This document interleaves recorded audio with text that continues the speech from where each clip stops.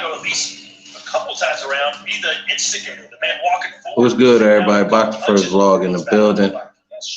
Here, just counting down the minutes until we get to this Dazan card, Golden Boy main event, Tureanojohnson versus Munguia.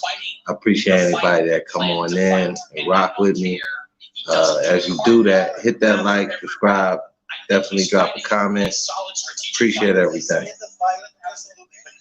What's good, everybody? Box the first vlog. We in the building. Waiting for this main event. This co-main should be nice. Rashidi Ellis going up against a pretty solid fighter from what I see. Name just slips on my mind at this moment, but that fight is actually about to come up. Send some links out to my guy G5. He should probably slide in with me here shortly. Anybody that's coming on in, man, hit that like, subscribe, definitely drop a comment. This main event should be decent, man. The matchup is nice. We got a fighter that likes to use range, and we got the OG that likes to fight on the inside, and Tureanojohnson. Oh, what's good with you, my guy, Scott? Yeah, man, it's my first live, bro. I'm taking a stab at it. Got to support my dude, Tureanojohnson.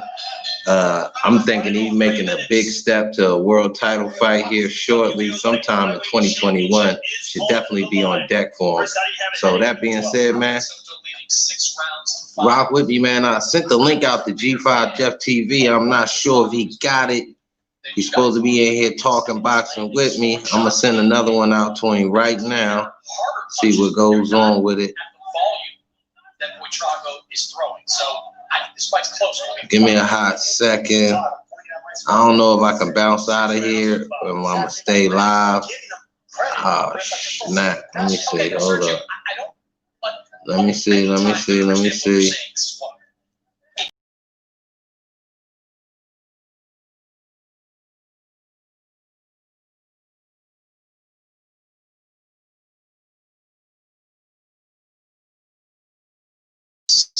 was he with Trago Week? Boxing first of all, we back. Oh man, I tried to send out the link to my guy G5. I don't know if he's gonna slide in the building with me, but hopefully he come on in a minute. Right now we watching this WBO light flyweight title on Dazan. It's pretty much coming into an end, 12 rounds. Pretty scrappy fight. We got the boy Soto against Ortago, a boy from I believe they said Argentina, somewhere like that, somewhere in Central America maybe, but pretty solid fight. Just totally dominated by the champion though, to be honest. Just came forward the whole fight. That being said, man, we got Rashidi Ellis fight coming up here shortly. This one should be, I would say, a semi-close fight, probably 7-5, 8-4 at best. For the guy, Batioriga. I can't pronounce the dude's name. I'm terrible with these boxers' names. Anyway, man, boxing first law. Just chilling here, man, wait for this main event. Drop a comment, man, if you in the building. Talk to me about this boxing. I know I was listening to the boy Bernie the boxer go off earlier about the Mayweather interview. That was bonkers. I personally didn't see the Mayweather interview. I don't watch ESPN outside of Top Rank Boxing. But as far as Sports Center, anything like that, I don't really tap into them like that too much no more. Back in the day, I did, but not too much anymore. That being said, man, what I want to ask is how anybody else felt about that interview. Do you think Floyd kept it solid? From Bernie's perspective, Floyd was really ducking questions, things like that, as if he was a fighter right now and trying to avoid conversation about a big fight coming up. I don't know how the interview went, but just listening to Bernie the boxer, if you don't know, that's Bud Crawford partner. So, you know, he's like the hype man for Bud Crawford. He just popped up out of nowhere, but he's a former boxer or a current boxer from what I understand. And he's a pretty solid dude, but he's a live wire when it comes to the social media. So I tapped in with him, gave him a hot second, and he went off about that interview. I agree with some of the things he was saying about the WBC and maybe the WBA having too many of these champions, regular champs. Yeah, it was on Instagram, Scott, my dude. It was on the gram. It wasn't too long, maybe about 10, 15 minutes. He was out there with Bud talking about they was headed to the gym. He wanted a link to this live too, bro, but I don't know how to send the link out, fam. I'm terrible with this social media and this internet stuff, man. I just got this StreamYard up from Jeff because YouTube wouldn't even let me go live talking about I ain't got enough subscribers or something. I don't know what the issue is. I just want to talk boxing with the family and, you know, hash it over about things that's going on and, you know, just love the sport the way we do. That being said, man, we getting ready to get the results from the Dazan card here shortly, and we'll see if the champ was able to do what the champ can do, hold on to the belt. My mirror game ain't up to par. I ain't got that G5 Jeff mirror game like that, man. It's kind of comical. Anyway, man, hold on a second, man. Let me take a look at this. Oh, man. Oh, I need to send a link to the homie Chris Hoffman. He be rocking with me on IG. He know boxing. He a big fan of boxing, man. And me and him been solid since we have bumped heads on the one issue, but we've been real square business. That being said, though, we can ready to get the results. Just let me tune out for a second. What the sound like, Scott? Can you hear it? Judge Fernando Villarreal scores at 119, 109. Pat Russell, 117, 111. Zach Young, 115, 113. All for your winner by unanimous decision. He is still the WBO Junior Flyweight Champion of the World, La Furia, Edwin Soto. Yeah, the Bull Soto pulled it out, but I wasn't feeling the judges' scorecards, man. We had 119, 108. Then you had 113, 115. It was more 117, 113, something like that. Like I said, 8-4 at best. It wasn't no 119, 108. That was like old boy didn't throw no punches. And later on in the fight, the Central American fighter boy, he actually landed more punches late in the later rounds of the fight. He was landing more punches. He just was on his back pedal too much, man.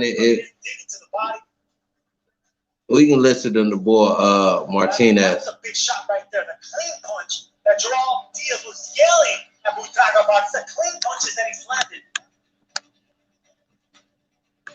Let me see what I could do with the mirror game real quick. I don't know. This ain't a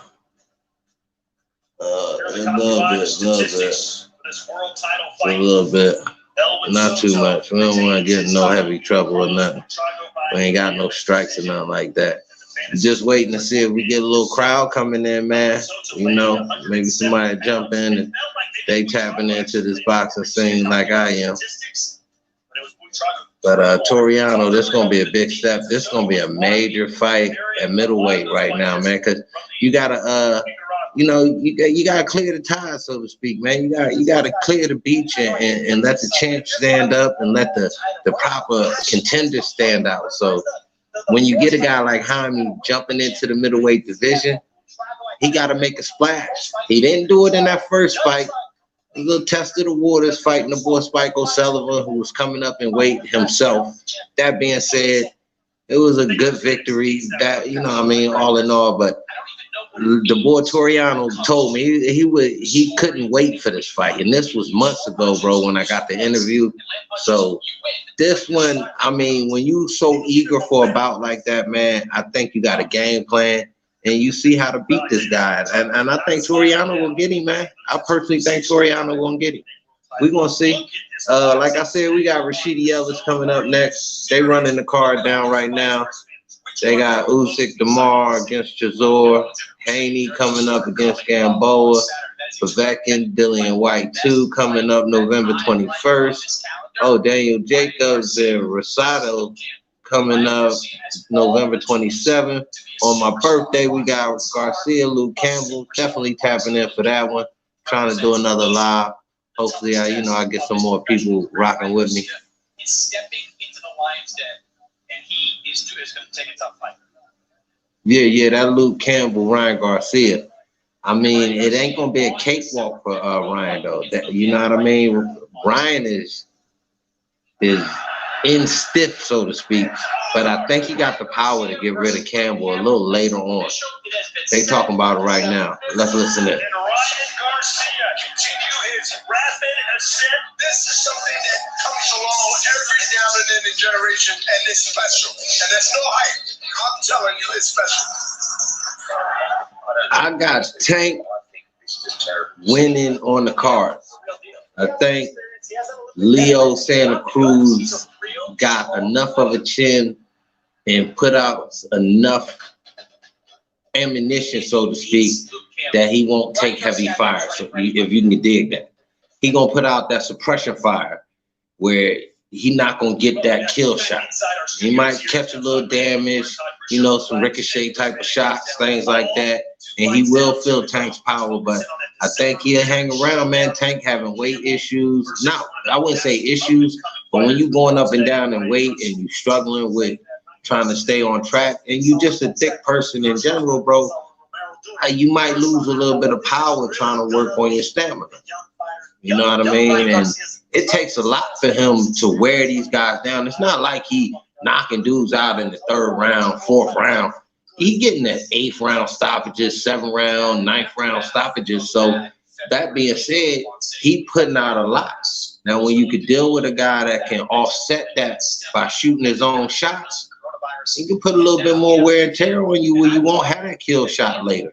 That's just my prediction, bro. I got Tank winning the fight, but I think it's gonna go the distance. Gets knocked out in fights that he loses. Campbell doesn't. Campbell equipped himself well in that loss to Linares. He went the distance with Vasily Lomachenko. He has fought and competed well against some of the best fighters in the world. And we're gonna find out if Ryan Garcia is the real deal against Luke Campbell. Now, when you talk to people that are in Garcia's camp, they will pump him up. You expect that.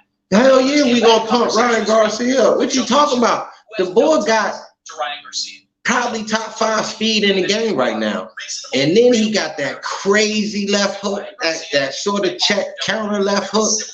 That's gonna start most fighters. Even somebody like Luke Campbell, who he's not mentioning, why he talks about all of those excellent fights Luke Campbell was in, that's also wear and tear on a fighter. So when you throw him in there with somebody that's known to starch guys with one shot, and it can come out of nowhere, there's gonna be problems for Luke, man. Now that fight I don't see going the distance. I actually see Garcia stopping Campbell about the 7th round in that fight. I see a lot of boxing from Luke early, trying to stay away from damage, but at some point he's gonna slow down, and we're gonna see that patented left hook from Ryan Garcia. Step up the competition, you're finally gonna run into. Hey, my dude, I don't know. Do me a favor, man. Hit G5, tell him I'm in the live, bro, and to jump on, man, because I don't know if I sent him the wrong link or whatever, bro. And I don't want to get out of here and try to send him another link, and then it's the wrong link because I came back in. Because again, look out for your partner, man, and see if you can reach out to G5 and tell him to come jump in the live, man, and let's talk this Rashidi Ellis fight because he know more about this cat than I do. And he mentioned Ryan Garcia. Why you doing that, man? We gonna listen in to what the boys talking about on the zone, whatever you want to call it. At 22 years old, he put 10,000 people. Boxing First Vlog in the building, man. Anybody sliding in or watching on the outside area or range of this, hit that like, subscribe. Definitely drop a comment, man, and tell me who you got in the main event. You got Johnson or you got Jaime Munguia. How worried are you about Ryan Garcia and Luke Campbell? Initially, like you mentioned. I'm gonna be here, Scott, man. Do that for your guy, man. OGs work with OGs, man. I got somebody called me. I ain't finna get out of here. He's the favorite, right? I mean, he's the golden boy. He's the young, sensation. But Boxing First Vlog. We on the live, tapping into this design card. Anybody that's in the CB range of this boxing talk, chime in. Let's talk about it. Rashidi Ellis in the co-main event, supposedly going up against some stiff competition. We'll see how that pans out. Right now, they talking Luke Campbell, Ryan Garcia, coming off and a little more than 30 days away. Birthday present to your guy. Yes, I'll be right here posted like a mailbox, smoking on some of the California's finest, and sipping on some top shelf and enjoying my birthday, watching boxing, and hopefully talking boxing with the fans and the loved ones. You dig? It's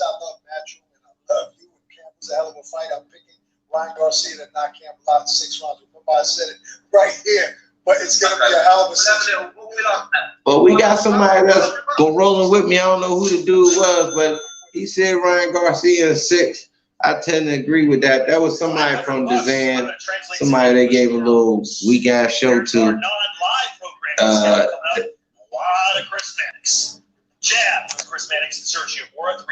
Is Jeff in the building? I think I let him in, man.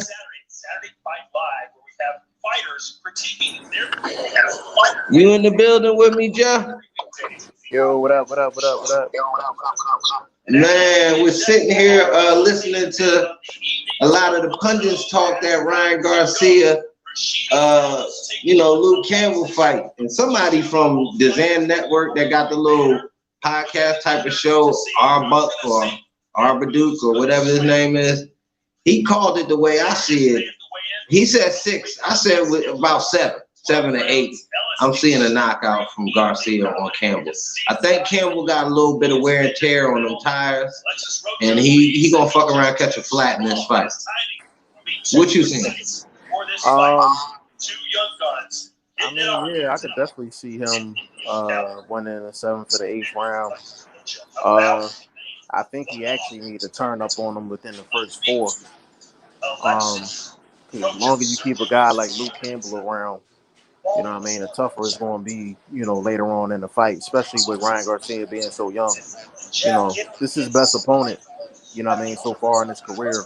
So I actually think Ryan Garcia needs to turn up. Lawrence Williams, my bad, Jeff, to cut you off. Just salute somebody jumped in the chat real quick. Want to give them a shout out, man. I hope you subscribe to the channel, bro. We're going to be here for the main event. I'm going to go as long as I can. I don't know what the limit is for this. Hey, what's the limit for this first live stream? Whatever you want. Oh, okay, yeah, man. I'm here, man. I wanted to definitely catch this co-main. They talking about it right now. Oh, damn, Rashidi kind of old. 27, bro. Oh yeah, Lawrence Williams in the building. What's up, Lawrence? That's the fam right there, man. Good people. Oh, okay. Lawrence Williams, yeah. And of course, Scott Lang in the building. Yeah. I sure do appreciate everybody handling business. Scott did he send you the link or whatever? Because you know me, man. Yeah, I had it. I went when you sent it to me. I went on, but you wasn't live yet. So once Scott hit me up and said you was live, then I knew just to click on the link. Okay, yeah, because I was trying to tap in for the mostly the main event fights and the co-main. Because that other flyweight, you know what I mean? It's not really a household names in there right now. You know what I mean? Even though I know the boy Soto, because this is like his 4th title defense. He been handling business, but the other guy, they said he had 5 chances. I'm like, well, I ain't gonna lie, I ain't really tapped in that much. But now that we got the Iones and the Nearies and them dudes really putting out their work in this 2020 range, that a lot of people starting to see them.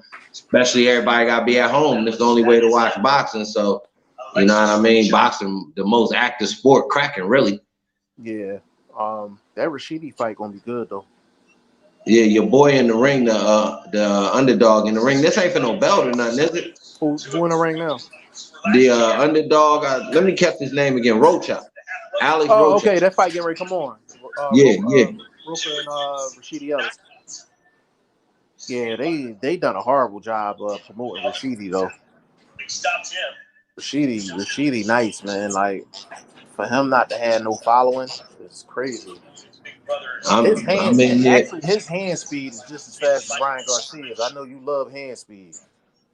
I heard, you know, God rest the homie's soul, but he was supposed to have been the future opponent for Rashidi. Or Rashidi, they was lining him up.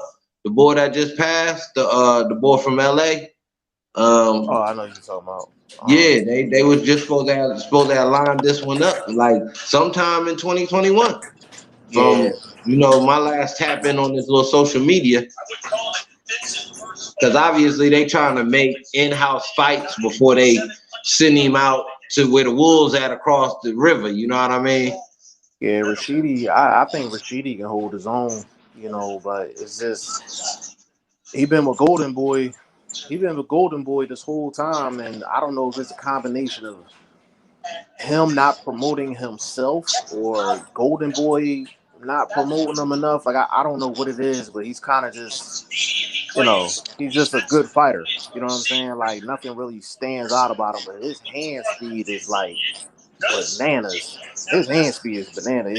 His hand speed is top 10 in the business, hands down. Rashidi Ellis, he up there with Boots and Ryan Garcia. His hands is faster than Boots' hands. Oh wow! Yeah, his hands is fast. I don't know if Lawrence is still in the chat, but Scott just jumped back in. I don't think he said I don't think Tank would make weight. Who you got? Right, G5. He did make weight. Yeah. I said in the when I did the Tank Davis, Leo Santa Cruz breakdown and prediction video, I said I had some people in Vegas tell me that he was going to make weight, but he was going to make it like 130 on the dot, like he was going to strip down. Like, so I actually said that in the breakdown and prediction video. So I think that's what Scott talking about. Oh, okay. Yeah, but I got the call probably about late last week. They was like he was basically on pace to make weight, but he was gonna have to strip down to do it. So wow. Yeah. I mean, if you got to get butt naked, you got to get butt naked. It ain't nothing in the rule book say you can't. You got to come in like your mama dropped you out. You dig? Yeah, he was straight birthday suit today. So yeah, man, I'm trying to get a little bit, man. Like I don't want to do too much. You gotta think about it though. They pushed the date back a week. On what? On the fight. Yeah, just for that cushion. You need that cushion. I was like, I don't think, you know, they paid for it. I guarantee it. I think they had something to do with it. Like, of course, you know, they want to get it somewhere with his fans, but that weight thing. If that fight would have been last week, he wouldn't have made that weight. I guarantee that. Top 5, he's very close to it. Roaches said he's trying to get in the top 5 off this fight. Nah, he ain't gonna get in the top 5 off this fight. He'll get in the top 15 off this fight though. Scott, what the man in the mirror game looking like, my dude? Talk to me. I'm not sure. I'm just spitballing with can you tap in on the man in the mirror game, G5? I can see it. It's not like I can't really see it. Like I can do it, but I ain't getting it. I ain't gonna get no strike. Nah, you should be straight. You should be straight. I'm trying. A lot of people be on just, you know what I mean, just commentating and all that, man. So, you know. Yeah, bro. We talking boxing though, you know what I mean? Yeah, but I like my timing is impeccable. Yeah, I think Tank, you know, like I think he gonna get Leo Santa Cruz up out of here. He usually does. That's just my personal opinion. You think he gonna get? I think it's going the distance, Brody. I really do. I think 6 to 7 rounds tops. I mean, with losing all that weight, you gonna lose some power too. Well, you can look at it the other way too. He's probably coming into that fight. He's probably gonna gain about 20 pounds overnight. 20 plus. So he's probably gonna come in the ring like 150. that may be the type of fight we're going to see. In the Damn, Scott, man, that's the best I could do, bro. I was really just tapping in just to, you know what I mean, go live as for my first time, because I ain't never really been in the host position, my dude. You know, I usually chime in off the excellent questions, things like that, shoot my shit. Oh, I wanted to tell you real quick while this one getting going, and I went, oh, Rashidi the smaller fighter in this fight, bro. The boy Rocha way bigger than Rashidi. Damn, I ain't know Rashidi was this little. What that fool, like 5'5"? Yeah, Rashidi's not no big 147. Oh yeah, he got like a Tank. Like, look at the welterweight. Imagine Tank at welterweight. This is what I'm seeing. Maybe without the speed though that you saying Rashidi got, but he getting backed up though, bro. Dude ain't coming in behind his jab. Oh, he threw a straight right there. I mean a straight left. The boy Rocha southpaw. Can you see a little bit of that? What's the name? We don't want to talk too in depthly like that. I can see it. It's just small, like it's just small, but you can see, like, man. Well, goddamn, right, but I tried my best, bro. I'm no technical. You my technical support. You should have been here to be like, nah, my dude, you got to put it on the 90-degree whoop-de-whoop. You feel me? But we here to really talk to fight and shit. Boy, what you in the dungeon? Yeah, I'm in the basement doing fucking laundry, man. Damn, bro, I ain't seen a Philly basement in so long, family. You already know that's how it looks. Yeah, man, you know, I remember we used to have parties down there and shit, man. Yeah, so you used to have to take the doors off to get the speakers downstairs. Yeah, for sure, man. It's crazy. You know what I mean? It's crazy. But it's actually Rashidi was like a slight favorite. He was like minus like 150 or something like that. I mean, not with that size, I would have had this. I mean, slight 150 is not too bad.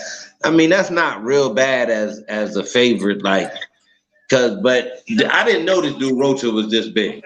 Now, power-wise is a factor. Now, you can be big, but don't mean you got no pop. You see what I'm saying? So, if Rashidi can box, but he getting back down, he got back down in that first round, and that was hard to pick. If I really was judging that one, I'd have probably gave it to Rocha with coming forward. Taking a peek at it now, Rashidi throwing the lead right, quick jab, right hand behind it, left hook, got ate a uppercut to the body for that little weak combo, but his jab quick. Now he seems like he's starting to warm up a little bit, flicking that jab, taking the center of the ring. So, you know what I mean? It's some good action. He's starting to get some control back. That check left hook inside might be a killer for Rocha. If he keep running in there like that, he might eat that check left hook. Yeah. If Rashidi on this game, man, he should be controlling this fight. Yeah. He doing a good job so far to start the second, which he probably should have been doing in the first. He might have gave the first out just to get a feel. Usually with guys that had that type of speed, like, they don't know how to change levels as far as their speed. You know what I'm saying? Like, they don't throw a lot of feints and things like that. So that's the one thing with Rashidi I think you need to add to his game. He's so fast that he just don't know how to change his speed up. Like, it's kind of like Amir Khan. Like, Amir Khan, he's one speed all night. You know what I'm saying? Gary Russell's like that. You know what I mean? One speed, his hand speed is the same all night long. So I'm like, eventually a good fighter is gonna catch up to the speed. Like, they're gonna start timing that speed. You know what I'm saying? So it's interesting fight though for Rashidi. Yeah, he's showing good defense, even though he letting Rocha come forward. He's not really suffering under that. But just in the first round, that pressure into kind of control the first round, coming forward, you know, throwing a few shots in there and backing Rashidi up, I could give it to Rocha on that alone. But the second round, as we watching, and it looked like Rashidi starting to really control distance. He let Rocha come forward a little bit later on in this round, but I kind of gave him the first half of the round. He throwing different punches. He throwing uppercuts from the outside. He just threw a right uppercut, like off as a counter. The biggest fight of his life. Throwing the lead right hand, still using the ropes. Check your comments, bro. Yeah, Scott, the only one in the building right now. Yeah, that's cool. Scott said it was big money coming in on Tank in the last few hours. Yeah. I actually like that. I like that because I think with just to address what Scott said, the reason I like the stoppage is because Leo Santa Cruz throws 3-4 punch combinations, and he don't necessarily get out of the way after he does it. Like, so he's gonna be there for the get back. And that's gonna be the problem. I actually think Leo can box with Tank. I think he can box with him, but it's just he stays like he admires the work. You know what I mean? Like, he admires his work. He'll throw that combination and then he'll just stand there. Like, he don't pivot. He won't pivot to the left. He won't pivot to the right. He won't pivot back. Like, he'll just be in the pocket. He'll just stand there. Then he'll, he shake his wrist when he getting ready to punch. Like, you know what I mean? Like, he gonna be right there for the big shit, for them big shots. He gonna be right there for it. So I mean, yeah, his defense, and to me, I'm telling you, when you have a lot of that outside pressure like he does right now, and you know how the Spanish kind of hate the Mayweather, sort of banner, that whole Mayweather thing.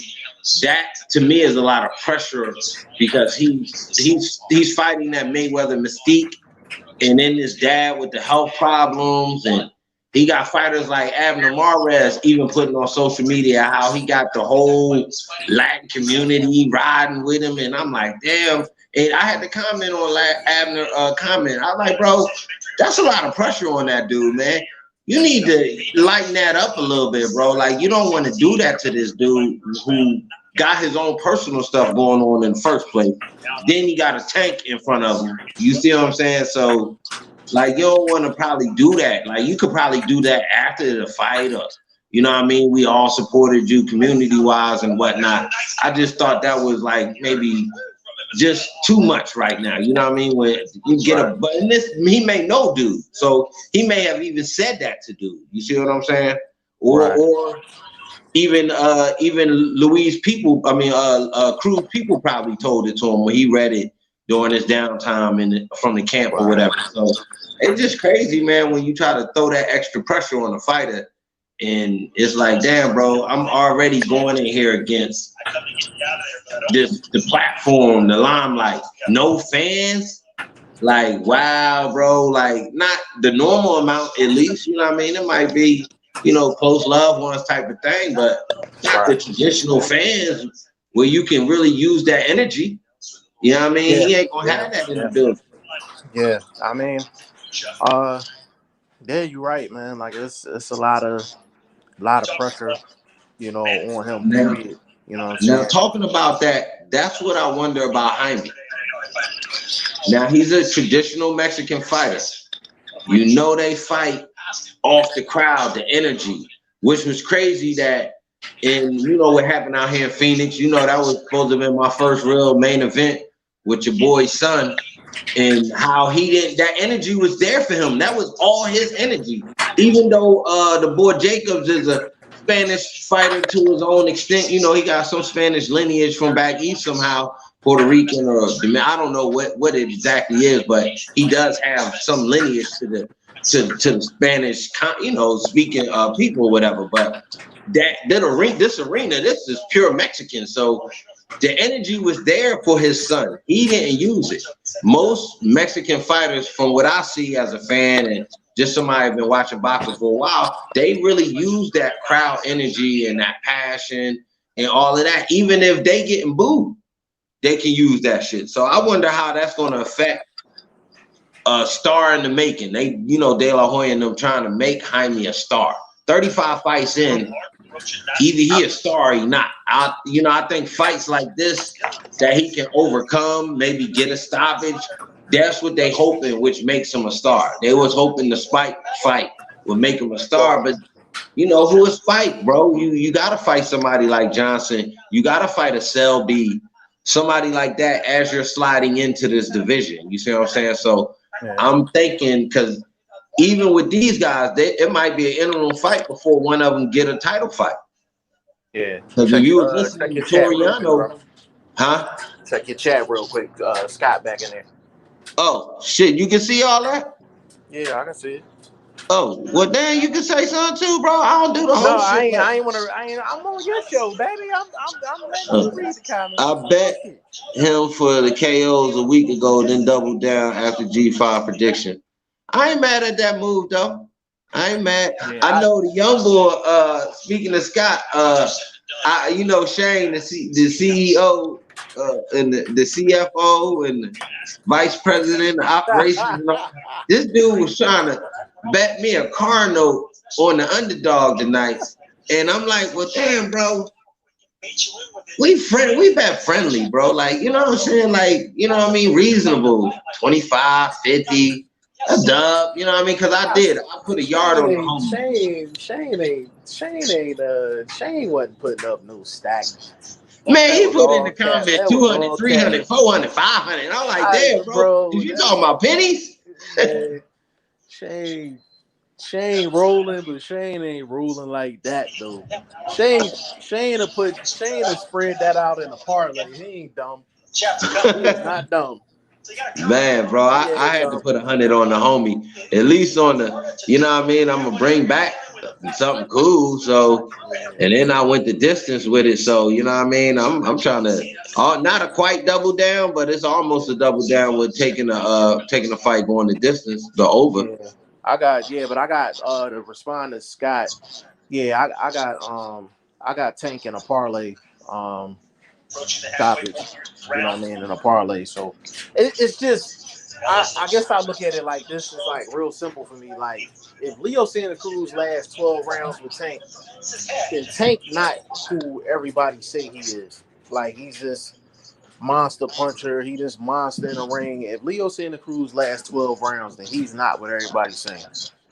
Wow, you feeling like that, Brody? No, they saying like no. That. I'm saying they're comparing Tank's power to like a middleweight. Like you've heard fighters say that dude at 130 cracking like a middleweight. So if he is who they say he is, Leo shouldn't last. He shouldn't last the whole 12. But that's why I said that the Gamboa fight was a red flag, because the Gamboa lasted into the 12. He lasted into the 12. You know what I'm saying? On a bad leg. So that wasn't a good look. But I think with him going through all of this, all this training and all of that, being in the Mayweather gym, being in Vegas, I think he got the weight off probably as best as he could. You know what I'm saying? So I think Tank gonna look good tomorrow. I don't think he's gonna be weight drained, because he's been trying to get that weight off for about 4 months. He's been trying to get that weight off. Hold on a second, bro. Let me see who this is, bro. Hold on. What's up? What's up? I was wondering if you wanted to make some money tonight. Who is this? This is Earl. I'm a transporter over at Odessa right now. Oh, bro, man, I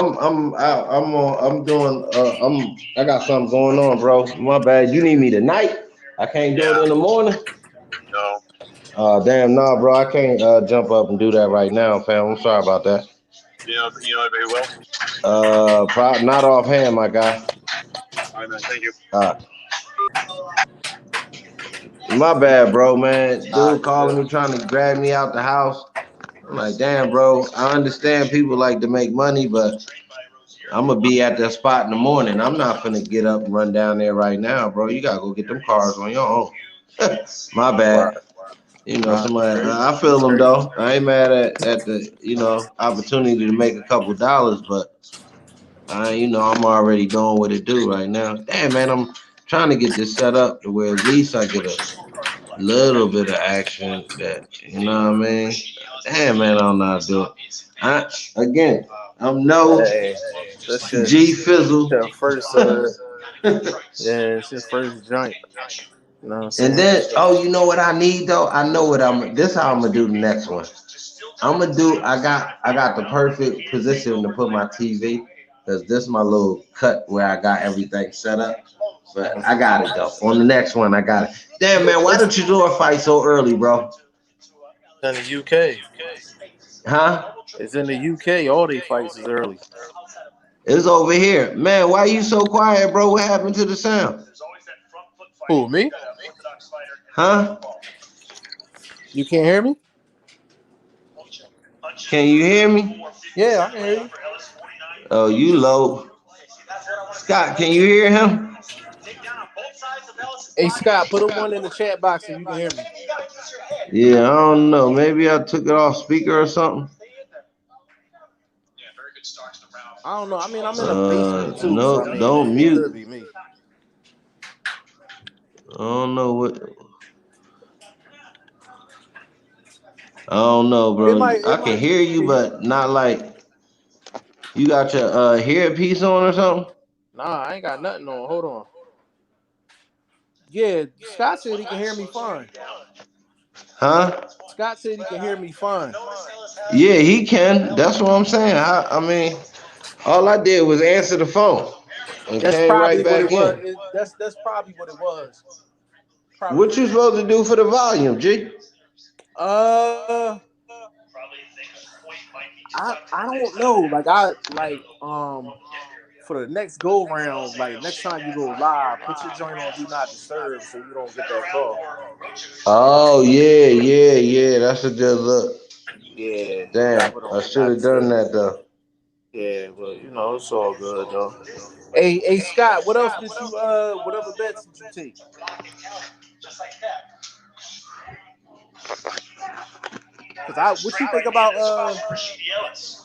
What you think about Usyk and Chisora? You think that's going 12?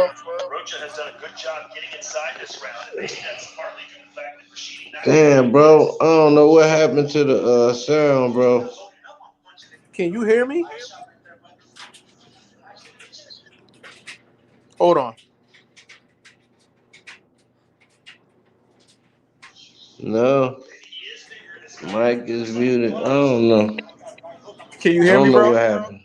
You was coming in loud and clear for a second. I'm gonna come out and come back in. Usyk by stoppage. Upset alert, baby. Hashtag it. I'm gonna come out and come back in, bro. What'd you say? Hey, Scott, man, I got that one. Upset alert, baby. I'm just saying.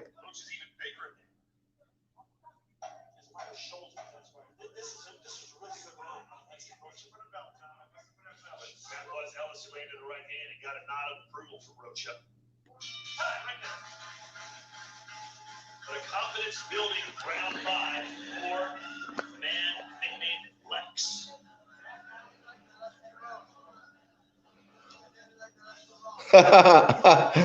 He said log it. Come on in, G5. Ellis's old corner saying that he lost the last 2 rounds, and I gotta agree right there. Hold on, man. Why G5 ain't in here? You in here, G? Yeah. I just came back in. Can you hear me now? Man, it's the same thing, man. I don't know what happened, bro. That's your end, then. I came all the way out the live and came back in. I know. I wonder if I should go out and come back in. Nah. Stay on. You gotta stay on. Yeah, because I can't hear nothing. You can't hear me. But I mean, I can hear you, but I can't hear you. Let me see if I put the headphones on. Don't put the headphones on? Did you have them on before? No, I didn't. No, well, take it out then. I mean, I didn't have them on before. You got them on now? No. Oh, I don't know. Like I don't know. Like it's once you got the phone call, it's just it fucked everything off. Yeah. That's why I don't know what to do. What's Scott? Should I go out, come back in? Hold on. Let me see. Scott said Chisora has been handpicked by Usyk for this fight. Ain't gonna be any upsets. I mean, my dude, a puncher always has a chance. Yeah, You can ask Dillian White about that, being the better boxer in a fight, but yet you fighting somebody that has a punch that can you know what I mean, that can tap that chin. And that's fact. I like Usyk by decision. Chisora got a chin on him. Like he a tough dude.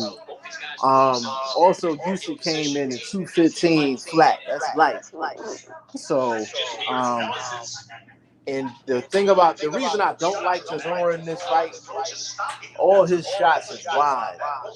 Like he got a lot of power, but all his shots is wide, and that's not a good look against Usyk, because he throws all in between all that. So unless Usyk unless he gonna pull a Lomachenko and just not look like himself for the first 7-8 rounds, I expect for Usyk to go in there and do what he do. Chisora just too wide. He's just too wide with the shots. You know what I'm saying? And I wish he came in a little lighter. Chisora was 257. I wish he was like 250, a little under. You know what I'm saying? He already a little slow foot. With him having that extra weight on him, that ain't gonna help him either. Man, bro, how you looking at the fight, bro? How Rashidi looking? Man, I got it in the 6th round, man. It's pretty even and close. The boy Rocha not coming forward as much, but he got some rounds, bro. Right now, just based on what I'm seeing out the corner of my eye, it's probably about maybe 4-2 after this round, 3-3 top. Okay, so you got it pretty even. Okay. He said the towel coming out around 9 or 10. That boy Scott, he on one. I ain't mad at him. Damn, bro, man, I want to be able to hear you better, bro. And still try to let the loved ones see some of the hear some of the contests. Can you hear the announcers and everything? Yeah, I can hear everything fine from your end. That's terrible. Yeah, I can hear everything cool.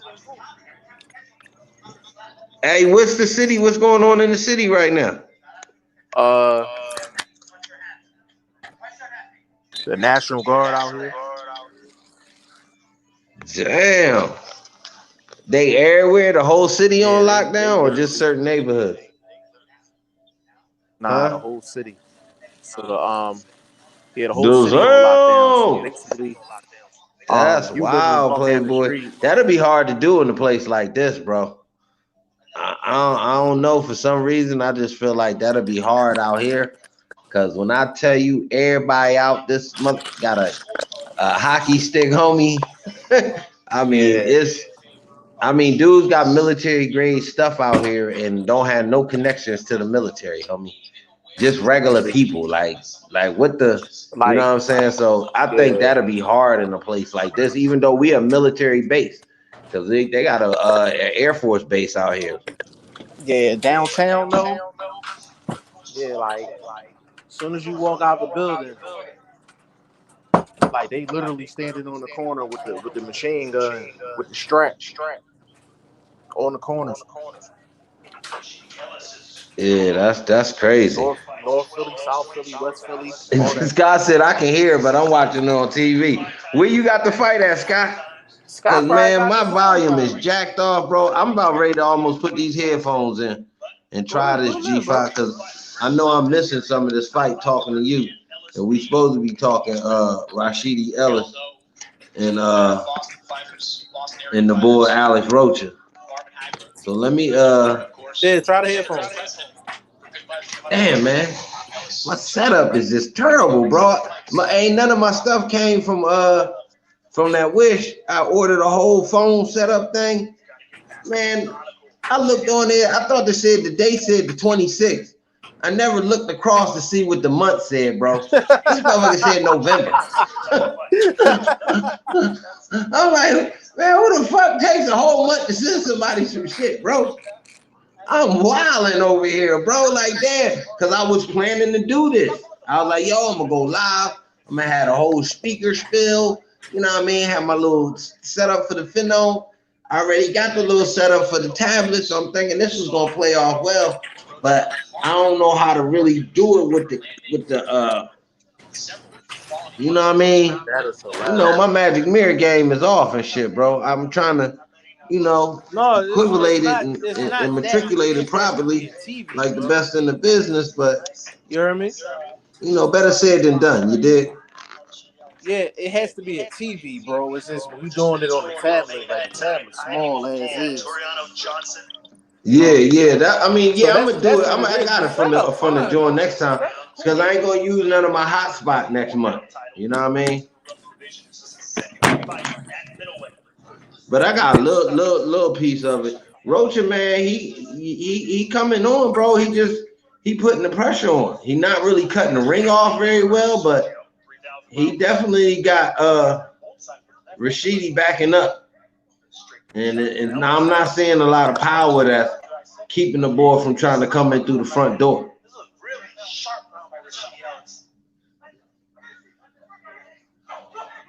Scott, man, what you see about this fight, bro? How you see this fight? I actually got Rashidi probably losing this one, bro. And that's being honest. You still in the building, Scott? Springs Resort and Casino.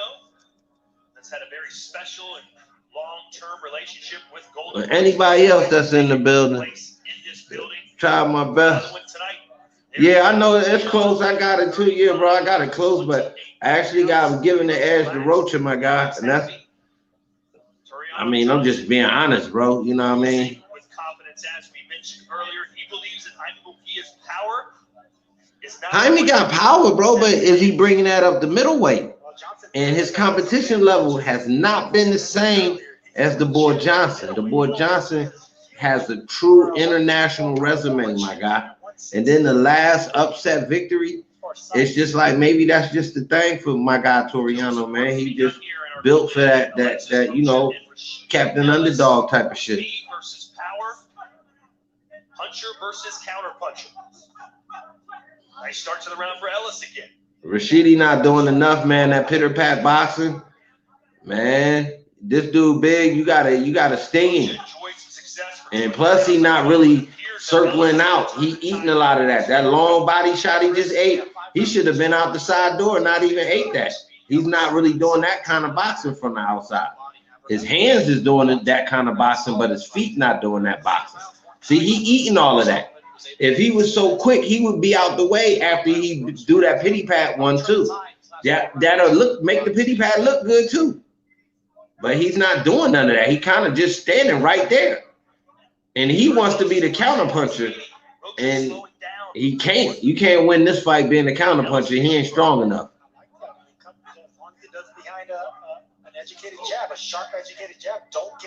I mean, he winning this round though. So far, I ain't gonna lie. Rashidi winning this round. Tureano's a live dog, but might be hard to get the decision on the card. Now, that being said, my dude, I agree with you. That's why I say he has to go and take it. When I say take it, meaning make the fighter that fights outside fight inside. Make it your fight. The boy Munguia is more of an outside type of puncher like De La Hoya. Remember De La Hoya used to catch you with them long hooks? You know what I mean? Catch you with that long straight, that type of power. De La Hoya and Munguia remind me of each other. They not real inside scrappy dudes. That's why when Bernard hit De La Hoya with that body shot, even though it was later in his career, we all get that. It was one of them shots he wasn't used to because he never fought inside like that. He didn't have that. He didn't catch that body shot when he fought the elder statesman and Chavez. So again, he never fought them kind of fights. He didn't fight that against the boy from Puerto Rico. Man, I don't know what's going on, man. They jumping all over my phone right now. But trying to talk to the people about this fight. And anyway, like I was saying, man, the boy Munguia is not an inside fighter. And if Johnson can make it that gritty fight, always coming forward, always forcing Munguia hands active, it's gonna be a problem for Munguia. He ain't dealt with that kind of pressure, bro. He been a front runner, and this not a fight that, to me, even if he front runs, comes out, wins 1-2 rounds, it can look good for him later. Because if you're not putting that hurt on Tureano in the first, second round, it's gonna be a long night, my dude, on everything. Anyway, man, I appreciate G5 Jeff TV for sliding in, talking some boxing with me and whatnot, man. He was down there trying to handle laundry and things like that. Anybody else that's on the realm of wanting to tap in, jump on in, man. Drop a comment, and let's get ready for this main event. But this co-main is getting a little testy. It's getting close. It's up for grabs, really. You know what I mean? Honestly. Yeah, I would say Ramos gave up that. I mean, Ramirez. My bad. What's the young boy name? Rocha gave up that last round. Hector Lopez really digging into Alexis Rocha, saying he's not doing enough. You got to start punching in combinations. He ain't lying. The guy got to really put in some work, man. Damn, man. About to lose the live again. Nice, clean counter punching. Chris, Anyway, boxing first of all, about to slide out for a beverage, man. Don't go nowhere, man. We still here, waiting for this main event. Tureanojohnson. You said you're behind on the cards. You might get a knockdown, and it turns out that could have been further from the case. No, I think if you have a trainer, you trust in the wisdom of the trainer. Otherwise, let him go. Better start to the round here for Rocha. Yeah, because Rocha's aiming at the body of Ellis. He should just forget about the head. Punching away at the arms and the elbows and the body of Ellis. That's going to stop Ellis from moving laterally and getting out of the corner. And Ellis with a jab to the body himself. We're in the 9th round, scheduled for 12 here in the welterweight division. Two young prospects, both undefeated. Rocha 16-0, Ellis 22-0. Maybe some power punches landed in that last round. That's not an individual battle that Rocha can lose. He has to win the battle with the power punches.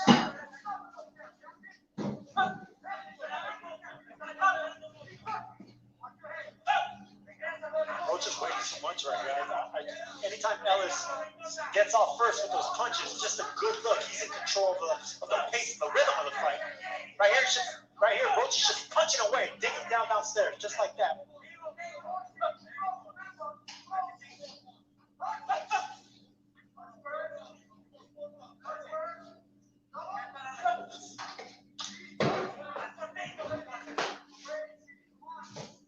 Rashid coming from a boxing family. His older brother, Ronald Ellis, a super middleweight prospect with a 17-1-2 record. And his sister, Rashida, is a 7-time national amateur champion. And she also came in first at the 2020. What's good, man? Boxing first ball. We back in the building. That family knows how Had to take a small commercial break. We was talking boxing with the homie G5. Appreciate him coming in. He back. I'm trying to invite him in. Yeah, my bad, bro. I got a phone call. What's going on, man? I said my bad. I mean, I can hear you a little better than before, but I don't know what happened, bro, from that first time. Like you said, man, that phone call came in. It messed off the volume, but I can hear you pretty decently. Yeah, man, what happened to my little... Damn, bro. My angle game stink. No, let's keep the audio going. Huh? I said let the audio play. That's crazy. Boy, your boy Ellis been fighting off the ropes for 10 rounds, goddammit. He's coming forward a little bit now. I don't know. These rounds is hard to judge, bro. Ellis is banging. I mean, he's throwing punches, but it's like his punches ain't keeping dude off of him. And then, Right. oh boy, how much you want to keep giving him points for coming forward? Yeah, Excuse me. And at some point, he's not doing nothing with it. That's the thing with judging rounds. It's difficult to score rounds when both guys not really doing anything. The judges tend to give it to the guy that's coming forward, even though the guy coming forward may not be doing nothing. You know what I'm saying? Well, yeah, that happened in that female fight. Remember the one I told you I put the clip up for and got flagged on? Yeah. Old girl was losing early from the up and coming lady that was 12-0 or whatever. She was coming forward, but later the girl saw that and she literally started pivoting and kind of moving and then countering, and not with the same steam on her punches as the other lady, but the boxing part of the boxing came in. So I wonder if the judges are seeing the boxing that Rashidi is able to do. Yeah, even though it's off the ropes, it's still boxing. But I don't think his feet is as quick as his hands, bro. He don't have that defensive edge to him. He's used to blowing everybody out. Come again? He used to blowing everybody out. That's why his footwork ain't as fast as his hands. He's so used to walking forward, walking guys down, and just throwing shots. You know what I'm saying? Yeah, because he don't seem like a counter puncher, but his boxing style is making him counter punch. Yeah, he's not like, the guy he's fighting making him counter punch. Right. That's what happens when you step up in competition. Now they saying Rashidi firing on all cylinders, and again, that's a guy coming forward and kind of running right into what you need him doing.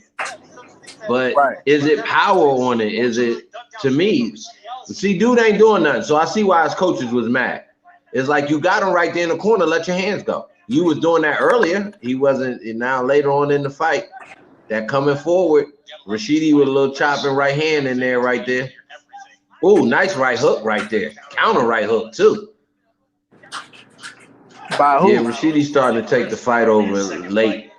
What? This is a 12-round fight. Oh, this for the I think this for an interim position. Yeah. We got somebody else in the building. I got two heads in the building. I sure do appreciate everybody tapping in. Wrote your favorite in live betting odds. Because he was coming on early, but he's starting to lose these later rounds because just coming forward and not doing nothing. So I could see why the odds could have changed. Because again, if you're looking at the 6th and 7th, it was sort of close. But then you start looking at the 9th, the 10th, he getting outboxed. And he's coming forward but not doing anything. I could step through the front door and just stand there. It's like, okay, I just stepped through the front door. Like, you see what I'm saying? Right. How the mirror looking, G5? It looked better, bro. It looked better. Look better? Yeah, it looked better.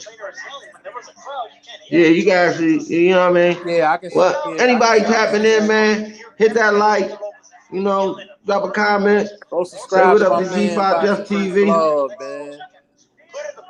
Come again? I said, go subscribe to my man Boxing First Vlog, man.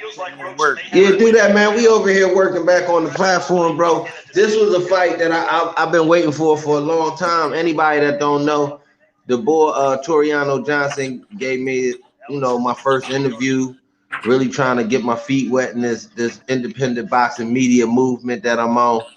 And a big shout out to my guy G5 for the technical support. Anybody can go to the page and check out that interview. He called for this fight months and months and months ago, bro. And I think this is a fight that he really gonna pull off, bro. So I gotta be here and support my guy for that one. You feel me? You know what I mean? Obviously, it costs money to do all of this. Ain't none of this shit free. But that's how we support, those that support us. Here we go. And I dropped a little, couple nickels on the homie. Yeah, for sure. Feel me? Yes, the Boxing First Vlog in the building. G5 Jeff TV in the building. Showing this guy some support on my very first live. This is the official live. It's going to go up. You know what I mean? I'm going to just let it rock. Hope it gets some views. Hope people, tap in with me and whatnot. You feel me? I don't know what happened, Jeff, man, but I was up over 100 for a minute, bro. And then I looked back a week ago, bro. They got me under 100 subscribers. So, bro, I don't know what's going on with the fluctuation thing. Yeah, but you know, we back working. We're gonna try to be as regular as possible.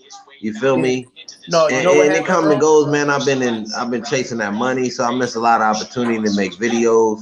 But I still tap in with those that, you know, got their regular thing going on. Big shout out to Stay Ready Boxing. Big shout out to G5. Obviously, my dude been dropping work all week long. So, you know, a couple of people tapped in with me. Definitely go like and subscribe my dude channel. And, you know, he the best in the business when it comes to that breakdown of prediction. And he got a nice one up for the for the Cruz tank fight. So definitely tap into that. Anyway, man, this one winding down. We in the 11th round. 11th round. Look like Rashidi pretty much controlling the latter half of the fight, the important rounds, 10th, 11th. It's gonna be interesting. Backed up a little bit again, but tying up at the right time, slowing the action down, doing veteran maneuvers like that. And it looked just like Rocha just lost his steam, bro. That's the honest way I could call this one. It looked like Rocha just lost his steam. Hey, bro, I gotta find my charger. I'm gonna go tap back in a couple minutes. Say that again. I said I gotta find my charger. I said I'm gonna tap back in a couple minutes. Okay, I'm gonna be around, bro. I got mine plugged up while she on there. All right, bro. All right. Appreciate G5 Jeff TV for tapping in. Anyway, man, Boxing First Law, we still here, man. Waiting for this main event. You know, big shout out to Tureanojohnson. Big shout out to Jaime Munguia. Good fighters on both halves. You got a boxer punching Jaime Munguia, and you just got a true throwback fighter in what I would say in a guy like Tureanojohnson. Come forward, heavy puncher, lean on you, throw that heavy uppercut, good body work. This one should be an outstanding fight to me. Let's just break it down real quick. This is going to be a fight about range. Who can find that range and stick to that range and find that sweet spot and really stay in that comfort zone, they should pretty much be able to control this fight. That being said, man, Rashidi Ellis and Rocha in this co-main welterweight fight. It's a 12-rounder. I'm not sure if there's any belt on the line. I didn't really listen to the to the announcement as far as like, the ring announcer breaking this fight down. But anyway, it turned out to be a good fight. It didn't look that good of a matchup on paper, but it's a size differential. Rashidi was fighting off the ropes early, didn't look good for him, so I could see people giving Rocha some of these early rounds. But later on, Rashidi really started coming on, boxing, using his speed to his advantage. His footwork is not the elitist. His foot speed does not follow his hand speed. That being said, still an outstanding fighter. Appreciate anybody that tapped in. Do me a favor, man. I hope y'all subscribe to the channel. I hope everybody hit that like, drop a comment. We here, we working. Appreciate the support. Do what you do, Scott, man. I appreciate you, my dude. I'm here, my guy. I'm here for the main. That's what it was all about. Appreciate everybody coming in and rocking with me, man. But this main event is going down, baby. You feel me?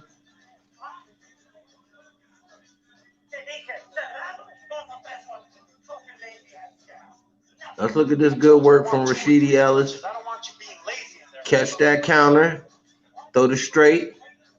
Catch that hook. Throw the straight right hand inside. Back him up. Make him, when you switch feet on that back up, you got replant.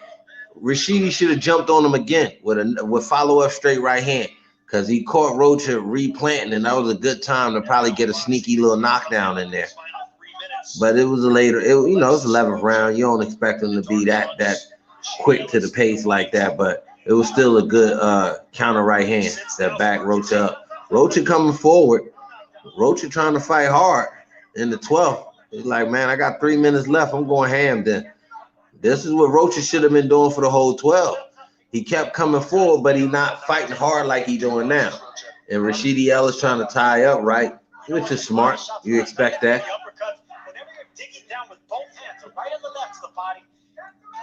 Rocha throwing hooks, coming forward. Rashidi covering up, stepping back, trying to counter. I don't think he has that counter power. He has counter speed. He don't have counter power. So he is a come forward type of boxer that uses his speed to come forward to devastate his opponents. He's not really a great counter puncher. Not against this fighter he's fighting tonight. Coming forward as a boxer, even a smaller boxer, he's definitely doing well. But most of this fight, Rashidi's been fighting off the rope. Nice counter uppercut. See how Rocha came out steamrolling and just straight slowed down? That's what that first 30 seconds, 20 seconds, that's the Rocha we supposed to see the whole fight to really come in and take this fight. You're going up against a Golden Boy fighter, so obviously, you know, the homers and the promotional fighters going to get a little bit of a nod in some fights like this that are a little bit swayed type of fights. But honestly, Rashidi took this one late. Should be semi-close. I give it a 7-5, maybe 7-3, couple draw rounds, something like that. I mean, it's been pretty one-sided late in the fight. He did take the fight out of him. I gotta agree with Sergio Martinez on that one. Rocha did catch a nice little left hook in there on Rashidi, but Rashidi's still on that stick. That stick is a beautiful weapon. Anybody know something about boxing, they know that stick is the ultimate weapon in boxing, to be honest. That's for a power puncher. That's for a counter puncher, a counter jab. Give you that space to really get something else off. So, you know what I mean? That stick is just a beautiful thing. That being said, man, Boxing First Vlog, hit that like, subscribe, definitely drop a comment, man. Tell me how you feeling about this main event. Tell me who you rolling with. Jump in the chat, man. We here, we working.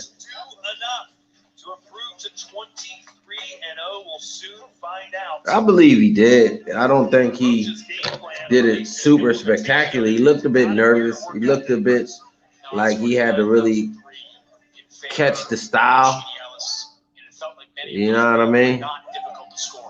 When Rocha was having success, he was digging to the body. He was forcing Ellis into the corner.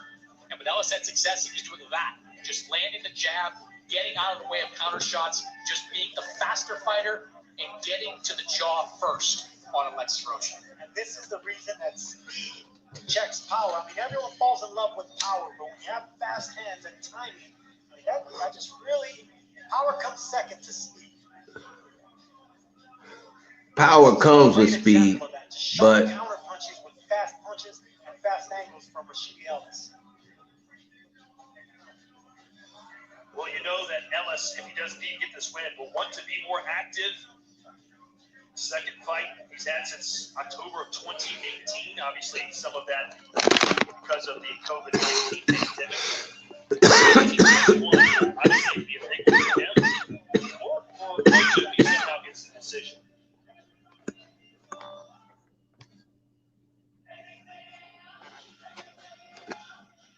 Boxing First Vlog, we still in the building, man. We just waiting for this main event. This co-main coming to an end. Welterweight matchup. Rashidi Ellis against Alex Rocha. Pretty decent matchup. Rocha was coming on early, kind of slowed down, let Rashidi's boxing skills take over.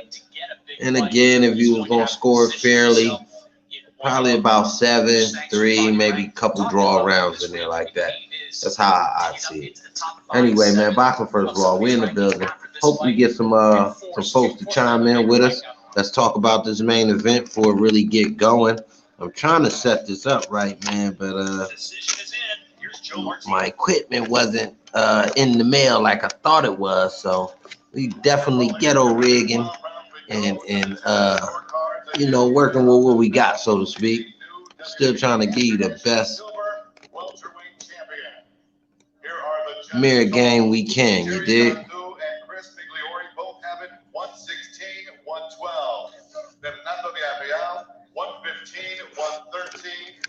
Your winner by unanimous decision, still undefeated from Lynn, Massachusetts, beating Rashidi Ellis. It's a Boston boy, a New England boy, Lynn, Massachusetts, Not sure where that's at, but And he moves on to a bigger fight. I had it similar to your scorecard, Chris, and I think the right guy won. It was unanimous. I'm trying to set this up, man. Bear with me, people. No matter how close it was or what we saw, that the judging is always going to be subjective. The right man won. And Rashidi Ellis certainly won by virtue of counterpunching. Didn't have the pop to really hurt Alexis Rocha, but he was landing clean every single round. His success came off just timing Alexis Rocha and then beating him on those counters. Like I said, timing beats speed, speed beats power, and he wasn't standing in front of Yeah, Rocha man, this was pretty decent co-main. I mean, I didn't see a lot of power from either guy. Again, Rocha came forward, tried to make a fight of it, but just slowed down in there. About the 7th round, he really slowed down. And his punches weren't as clean as Rashidi Ellis' punches was.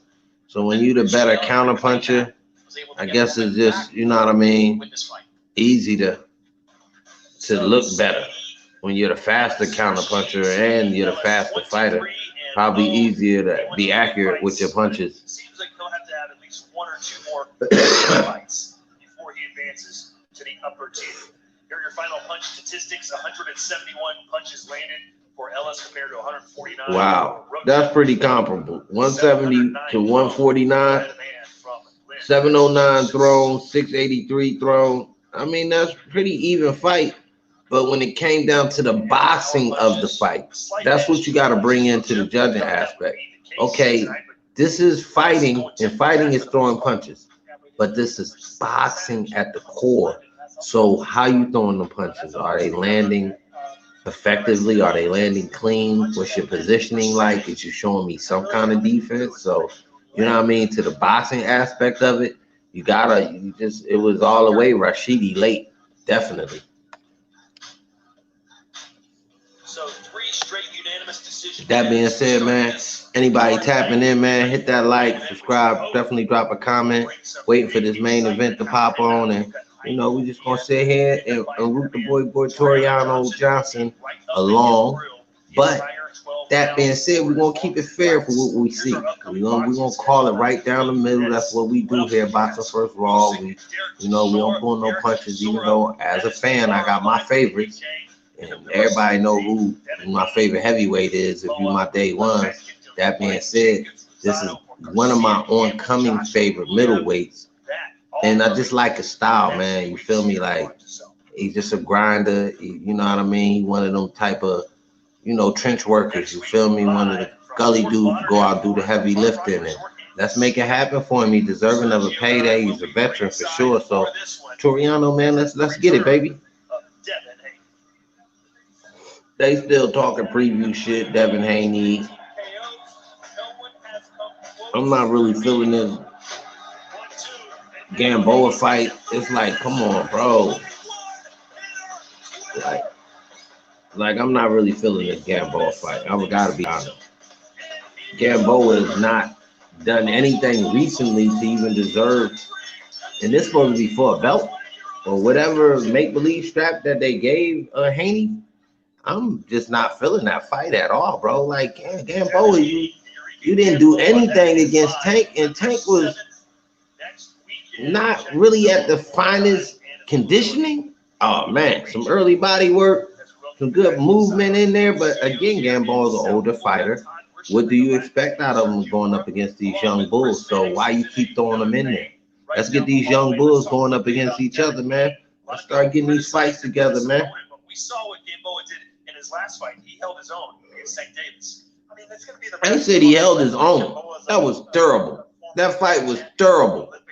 On some Charles Barkley, durable. I don't know what these dudes is talking about, bro. It's going to be the best name on Haney's resume.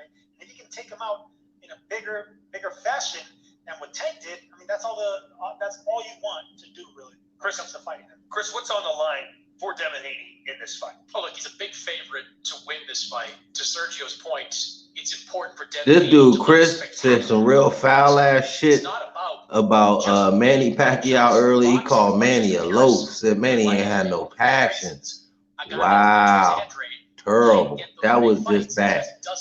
This dude needs to be, his microphone just needs to be taken. I'm not even gonna say nothing derogatory because it's not even worth it. But just looking at this dude, he shouldn't be allowed to talk boxing. When you say Manny Pacquiao hasn't shown passion in fights, that's kind of crazy, bro. And not get the point that your co-announcer was trying to make about the passion a fighter can show during the fight by his movements, by the activity of his hands, things like that. Showing a second win, you know what I mean? That's passion. When you can dig deep and show a second win, come on, my dude. He was out of pocket for that line, though. But we'll hit him up on the ground.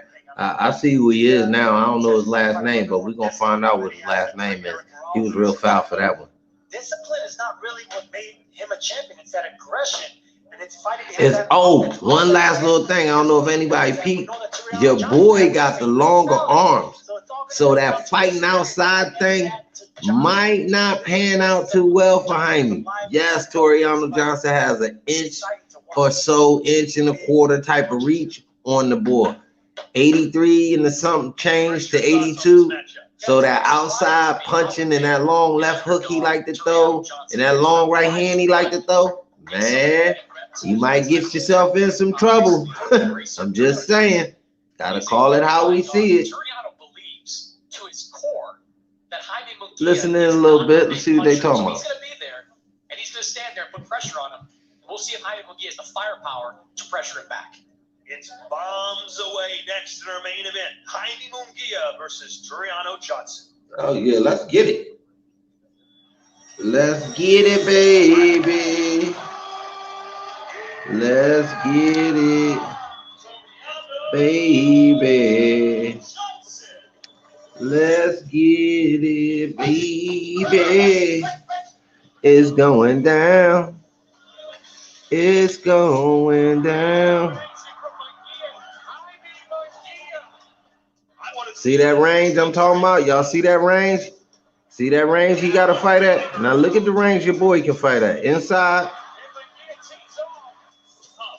Watch me look at that. Outside, mid-range, deep inside. Jaime ain't nice in there. He ain't back Spike up with that. See where he catching Spike at? See? You got to peep that. I'm trying to tell you something. You can learn something over here, Boxing First Law, baby. I'm trying to tell you, man.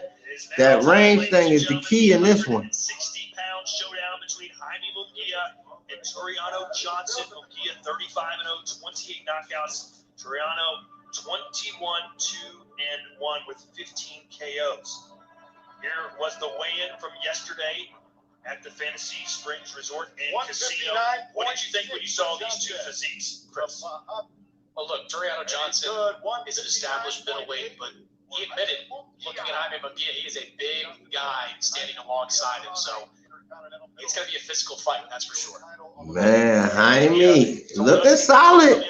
But can we talk about carrying that weight? It's a lot different from carrying 154 12 rounds against somebody that's not a pressure dude, putting extra weight on you by muscling you, things like that that you can do during the fight. So this is going to be very, very interesting.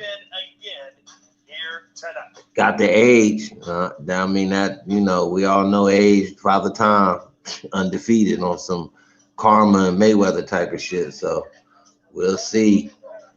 I don't think Father Time is caught up with the boy Tureano, man. I think he really coming into that stride right now. You know what I mean? That second stage. That being said, sit back, listen up a little bit, see what they talking about. Boxing First Law, we still in the building. Hit that like, drop a comment, subscribe, man. Tap in with me, man. We good folks over here. We just talking boxing. It's just going to be an exciting fight. Tureanojohnson claims that Munguia is not a big puncher and he's not on his level, and that Munguia is going to be not ready to swim with the middleweight sharks. Yeah, Todd, there are some comparisons to this fight with Ryan Garcia's fight against Luke Campbell. You know, Ryan Garcia is taking a big step up against the former world title challenger in Campbell. So is it Munguia. Now, John's never been a title challenger, but he's been on that level. And we're going to learn a lot about the future of Jaime Munguia in this fight. Oh, yeah. Here's our tale to take. I think they taking a chance because they can still do business with the winner of this fight. Tureanojohnson not contractually linked to anybody from what I remember during our conversation. But that being said, whoever wins, you can still do business with and still a potential fight for either your 168 champ or your 160 champ. Only makes sense that they take this opportunity on Jaime, because Jaime, even taking a loss at this point in his career, he's young enough and has enough wins that a loss could probably be overlooked. And it depends on how he loses. Does he lose with some moxie, so to speak? Is it a close one, split decision, that type of loss? You can still springboard off that. Fighting in the blue corner from Nassau, Bahamas, here is Tureanojohnson. That's what's up. Let's get it, TJ. Show them what it do. Show them what the vets do, baby. Pack a lunch. Boxing first of all, we in the building, man. Johnson says, listen, Jaime's very green. His strength has been exaggerated. I have more experience. I think I'm just as strong, if not stronger. I should be the favorite here tonight, not Munguia. I like that confidence. Said he should be the favorite. And the bettors, they got it pretty balanced. You know what I mean? It's you gotta lay the 400 on the favorite. You gotta lay the yard on the underdog to win the 3. I think that's pretty. It's a 50-50 type of fight to me. Here was also the trainer of the 2 men that handed Johnson his only 2 losses: Curtis Stevens and Sergey Tureanojohnson. Way to the ring, fighting out of the red corner from Tijuana, Baja California, Mexico. Here is the undefeated Jaime Munguia. He is the former WBO super welterweight champion as he defeated Saddam Ali back in 2018. Defended that title a couple of times. Decided to vacate and move up to 160. That's where he is now. He's stronger this weight. He doesn't have to go through that brutal weight cut. What do you expect from him tonight, Chris? You know, I'd like to see get back up Tureanojohnson. Keep a guy, a pressure fighter, off him with the jab, then follow up with some big right hands. Jaime Munguia, I wouldn't call him a shot caller necessarily, but the top middleweights in the world want to fight him. Demetrius Andre's been clamoring for a long time for this fight. Gennady Golovkin would like that fight. Eventually, Canelo might want that fight. I mean, everybody talking about what they want. The man been around. Y'all could have been had him step up if y'all wanted it that bad. I mean, don't put him out there with this barracuda and think he gonna be around for you to eat on later. Might not be nothing left of him to eat on. What's up, Scott, man? I don't know who else in with you, but I appreciate whoever else rocking with me, man. I hope they hit that like, subscribe, drop a comment, man. Tell me what you thinking about the conversation. What's on your mind, man? We here to talk boxing. Let's listen to the intro. And Bet Online. On for tonight's fight, brought to you by Bet Online. This bout is sanctioned by the California State Athletic Commission, the Executive Officer, Andy Foster, and Chairman John Carvelli. The 3 judges scoring at ringside on the 10-point must system: Pat Russell, Brian Sukamoto, and Zach Young. And when the action begins inside the ring, your referee in charge, Raul Gaiz Sr. And now, ladies and gentlemen, the judges are ready and the fighters are ready. Boxing fans watching live on the zone, let the world know you are ready! Boy, his intro is terrible. That is terrible. That is no crowd hyping intro. Wearing black material, he weighed officially 159 1/2 pounds. His record stands at 21 victories with just 2 defeats, 1 bout even, and 15 wins, coming by way of knockout. Introducing a 2008 Bahamian Olympian from Nassau, Bahamas, here is Tureanojohnson! Now, why y'all ain't say he the NABF champion? Why you ain't put that out there? His opponent, fighting out of the red corner, wearing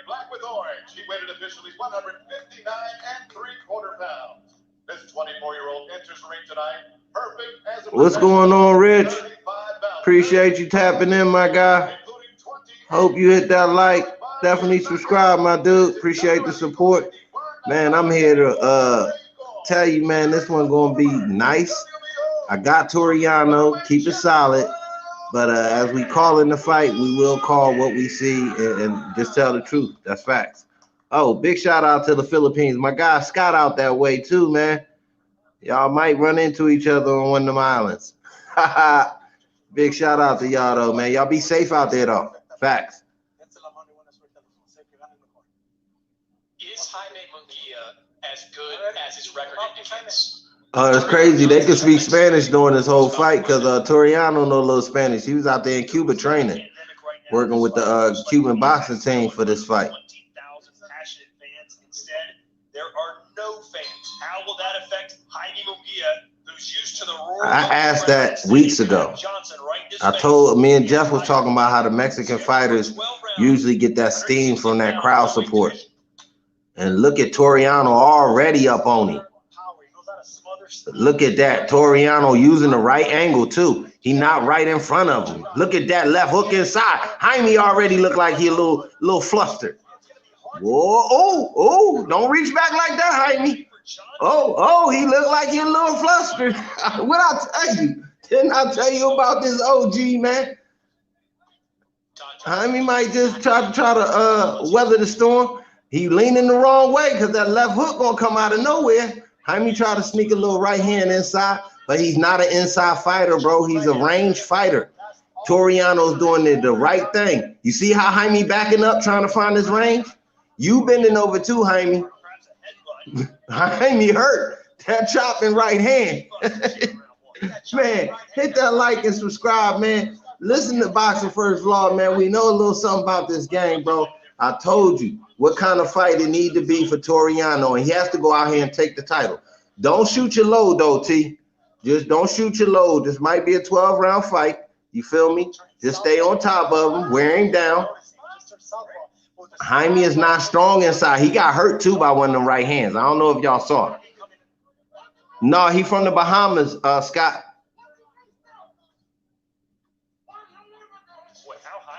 Look at that good body work. Look at that left hand inside.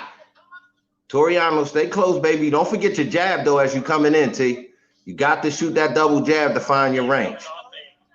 He came out swinging. Jaime weathered the storm pretty good. He did get a little choppy in there with that right hand. That's not Jaime game in there like that. Jaime need to be throwing that 1-2 from out there and then start working his hooks and things like that. You see him tying up. Came up to middleweight from 154, so this is going to be a first round middleweight test. What's up, man? Big shout out to whoever slid back in the building with us, man. G5 said he's supposed to slide back in, talk boxing, man. We see Jaime trying to find his range. Good combo right there. And the OG doing the right thing, man. Just be a smotherer, baby, and then look for your time to get off. He need that jab, though. I don't see that jab. I see him just walking through the front door now. We got to work behind that jab. Find your range. That chopping right hand is hurting Jaime Munguia. That chopping right hand inside is maybe the punch that does it. Is Jaime threw a nice little uppercut inside, but his punches in there don't have the steam like his punches from outside. That chopping right hand has a lot of steam. Jaime with a good combination. I got to get that first round at Tureano. He slowed down a little bit later, but then he got a combination off. Jaime weathered the storm. Looks a little tired early, though. Calling it what I see, just keeping it honest. I think Jaime can find his range. He's a little faster. But Tureano cannot just be walking through the front door. When he first came out early in the first round, he came out on an angle, working well. Later in that round, he started coming straight through the front door behind no jab, no head movement either. So, and he's not the fastest guy, so he's going to get met. He has to throw a jab, make Jaime try to keep finding range where he doesn't try to land that punch as you're coming through the front door, because he don't want to miss and be at the wrong range. So if you can at least throw a jab, find your range, make Jaime think you can help yourself as you keep coming forward. He did a good job early cutting the ring off. I get that round 10-9, obviously, to TJ, and that's no homer type of shit. I ain't from the Bahamas. I'm from North Philly. So if you can't beat him, showing him is the mentality of Tureanojohnson. No jab again. Tureano, see, with no jab, Jaime timed that uppercut, and Tureano ran right into it. But Tureano trying to make this typical Mexican-style fight. Gritty, grindy. Let's go in here and bang. And I got to admit, early in the second round, Jaime got off of some good shots. Tureano hasn't landed anything clean. But if you talk about the boxing aspect of the style and control, ring generalship, you got to give it to Tureano. He is definitely controlling distance. He's trying to tire Jaime out. Let's keep it facts. That chopping right hand can get back in there. Good body work in there by Tureano. Jaime trying to counter with slick counter 1-2 punches. That chopping right hand, Jaime leaning into it. That's the punch that won the first round for Tureano. Good body work as he's coming forward, though. Again, behind no jab. He got stung. Tureano just got stung. Tureano just got stung. He trying to tie up. He switched. Yup, Tureano just got stung. God damn, Tureano. Grab him, baby. Grab him. Grab him. Yeah, he got stung a little bit. He switched stance twice. Tureano throwing the left hook. Yeah, and I think Jaime know he stung Tureano. There go that chopping right hand up. Tureano trying to weather a small storm. Jaime with the left with the second round so far. Jaime with the second round, trying to find his distance, backing up, but can't go straight out that back door. Because if the chopping right hand don't get home, he can throw the overhand right if Jaime keep backing up like that. Jaime winning the second round. I think Tureano a little bit tired, and he might still be a little rung. He got snapped in there. I believe it was a right hand inside that he ran into because he keep going in there behind no jab. I think he had that reverse gear for Munguia, but that's something they've been working on. Oh, there's another nice uppercut from Sneaky uppercut from Munguia. But that chopping right hand, he has to stay close. That's his punch. He has to stay close to throw it. Jaime is definitely taking the second round. He's finding some work, good work inside. But he's that uppercut is definitely the punch for Jaime. Yeah, you got to move your head, Tureano. You can't be standing there for that uppercut. That wasn't the punch that hurt him, but he trying to bang with him. He want to go punch for punch. Got to get Jaime Munguia this second round. Pretty guffy fight so far. No whole lot of boxing going on per se, but it's some good ring generalship. Angles being used. No jab from Tureano. Maybe he doesn't want to. Jaime trying to use his speed, and which he did. Jaime put an exclamation point with that last speed combination in the second round.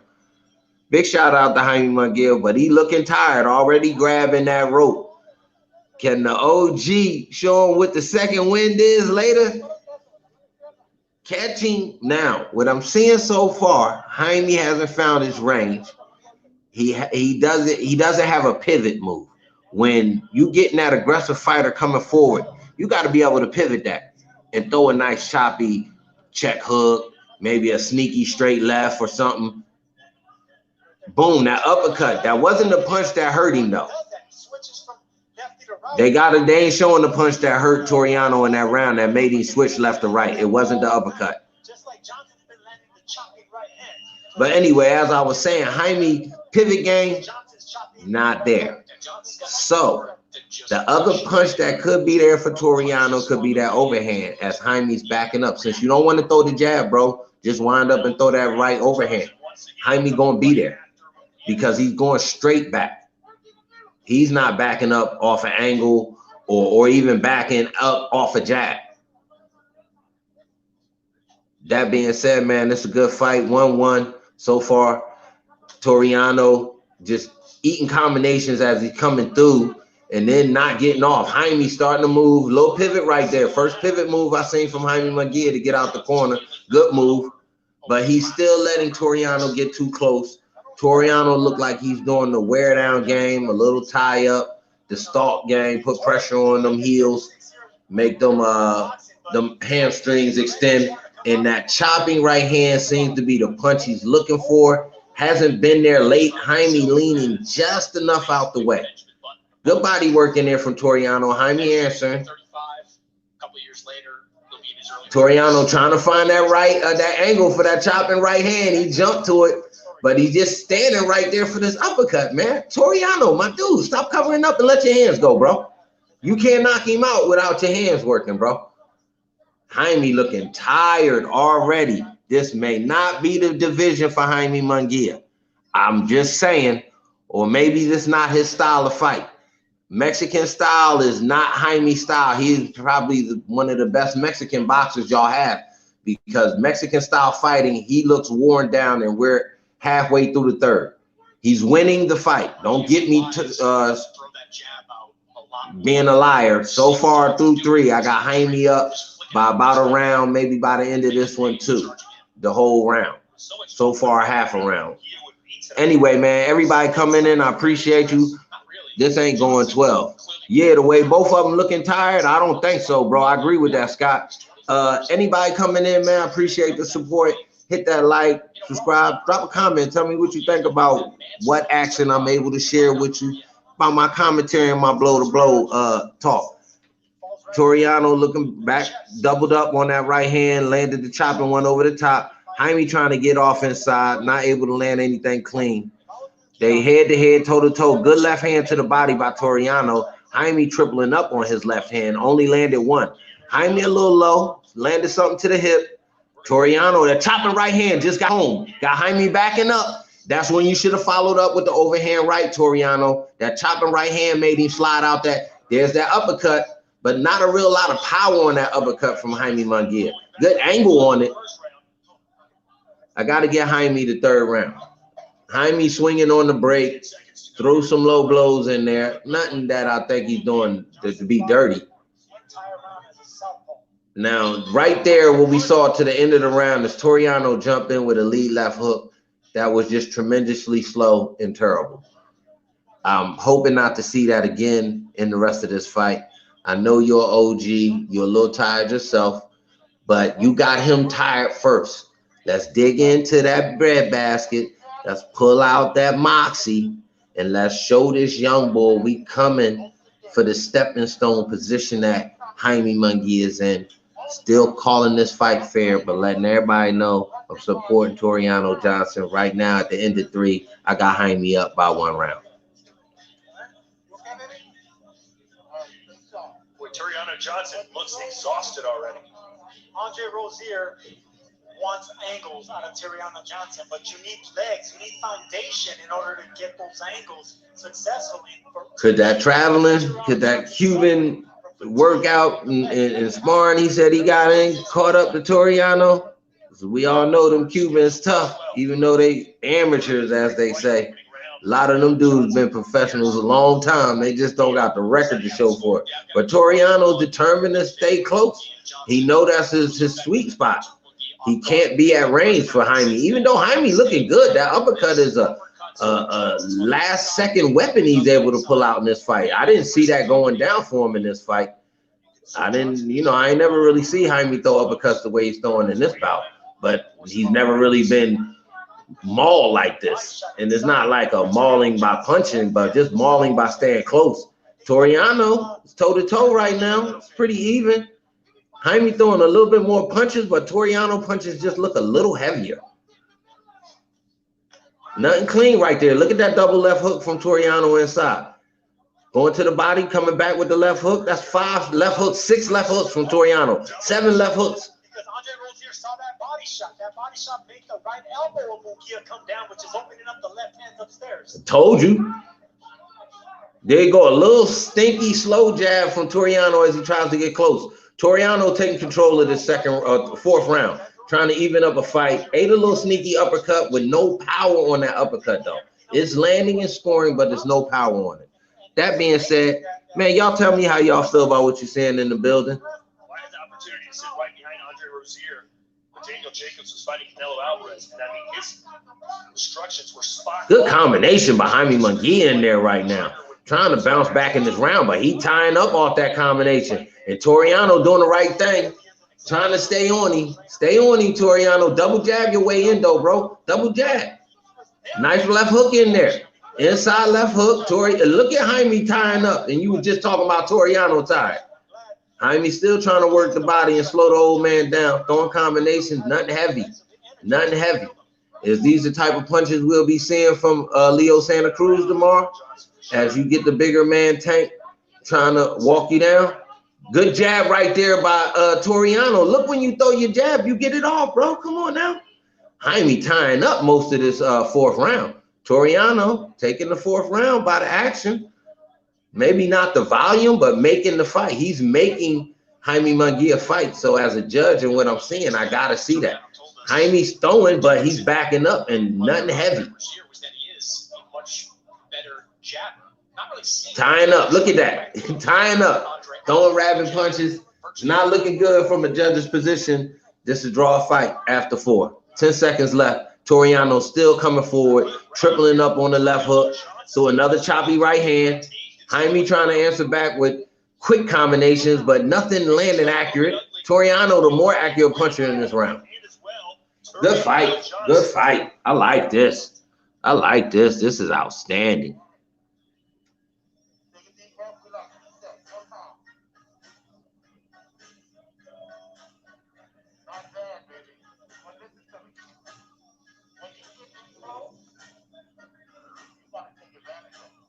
You got to tell him. Don't sugarcoat it.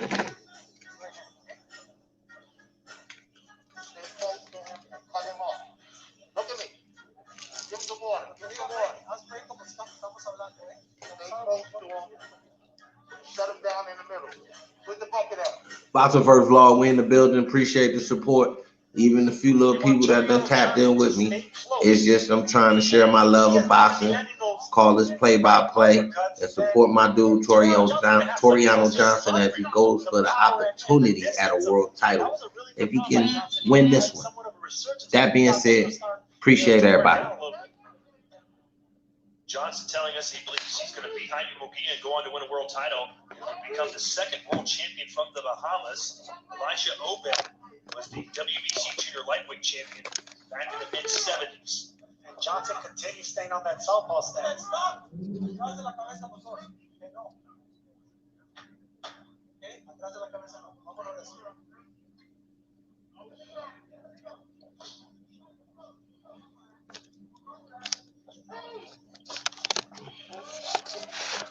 What's up? What's up?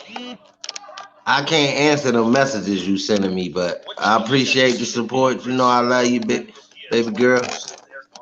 Nothing but love from over here. To his offensive arsenal.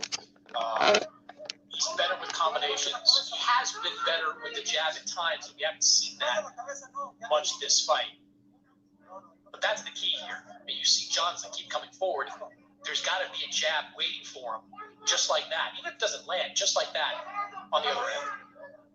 I've seen a little bit more jabs coming out of him, but I think the main thing is patience I've seen out of the young Jaime Munguia. I've seen more patience looking for the right. That chopping right hand is going to be the death of the boy Jaime. He leaning in, and the more he throw inside, the less power he got on his punches. That's why he's using the jab as a rangefinder, so he can try to land something stinging from the shoulder. He's a shoulder puncher. He's not a heavy-handed puncher like that. He punched from the shoulder. He need that distance.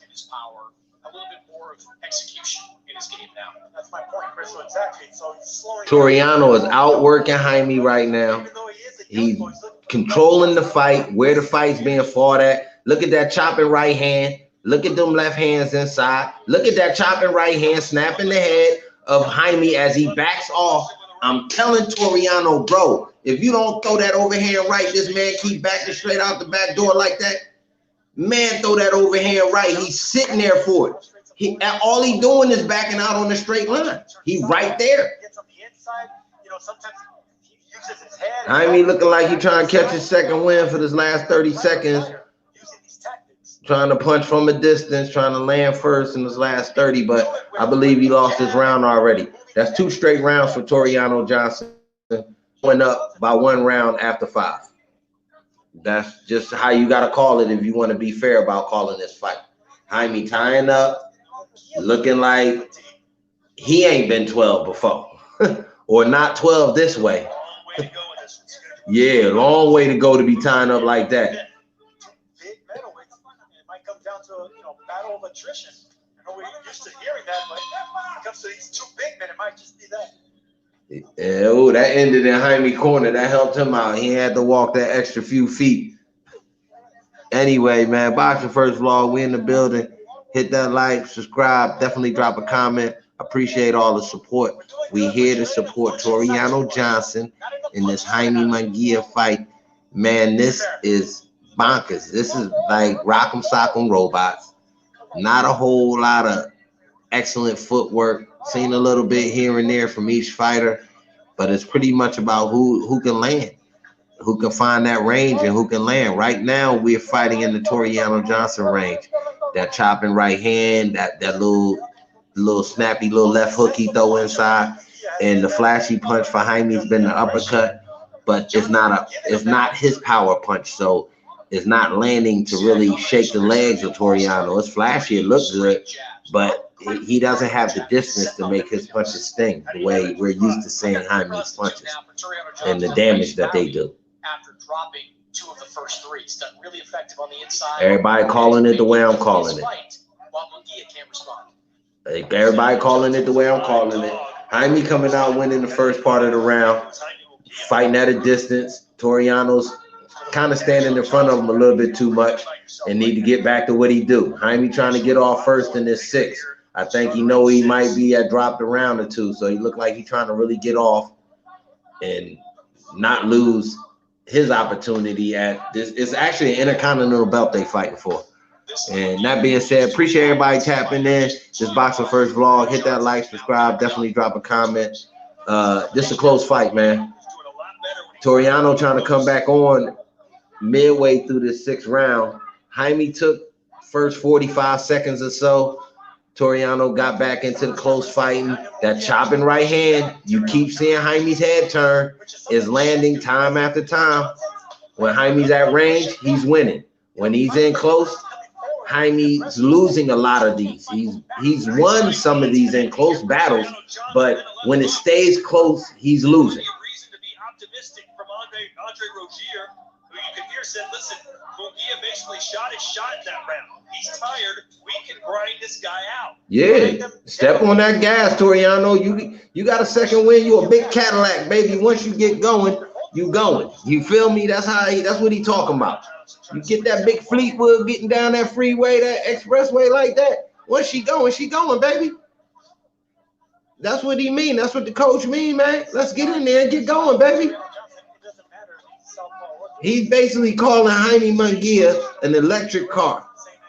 They get going, they go, but when they shoot, they load, they done. Take too much for them to get going again.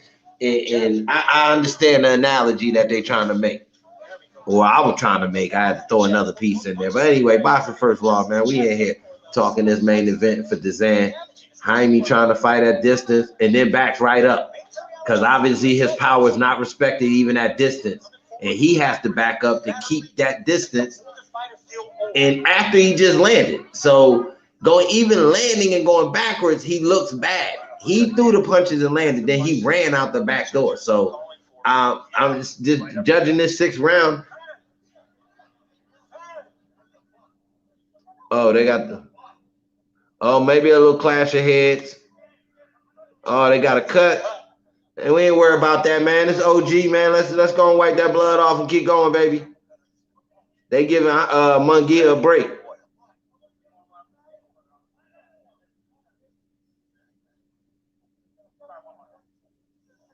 Oh, his lip split. That is a nasty looking cut right on the upper lip. Wow. Oh, my God. Oh, my. They're going to stop it. Damn. The bull going to lose on a split lip. Give him 20 seconds. What a shame if it ends that way. Johnson was fighting brilliantly. Yeah, but it got to go to the cards, don't it? On his face. Nah, don't. Man, because they're going to get it. How it was scored? Was it a headbutt? Yeah. Andre Rozier says it was. It was an accidental headbutt. We'll go to the scorecards. Yeah, go to the scorecards. We give it to Tureano. He is sensing some urgency. He might get that. He might understand. Oh, and a late punch there. That was some bullshit. He got that little win. Apparently not going to warn it for it. And now and see what the corner can do, if anything. You can't do nothing with that. God damn, y'all see that shit? That motherfucker split like somebody hit him with an axe. That was probably from a headbutt because Jaime ain't hitting that hard with no punches. I just don't see them allowing them to go because he's bleeding out his eye and his lip. Their lips hanging. Yeah, we should go to the scorecards. I would say call this fight. I don't think I've ever seen a cut on the lip that bad. And It's not even a cut, Chris. And if I had to say whether it was an elbow or a headbutt, I want to say it's that right uppercut that Munguia's been landing. He caught Johnson cleanly on that lip and that side of the mouth. And they have stopped it, I believe. No, they should stop it. But how are they scoring it? We're not ringside, of course. But how are they scoring the stoppage? Are they saying it was a headbutt, or are they saying it was damn, this one weird right here, man. Ugly stoppage. My money down to 2.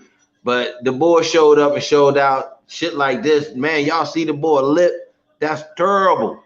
That is terrible. I mean, man, I don't think he was hurt, but that's just ugly though, bro. You can't.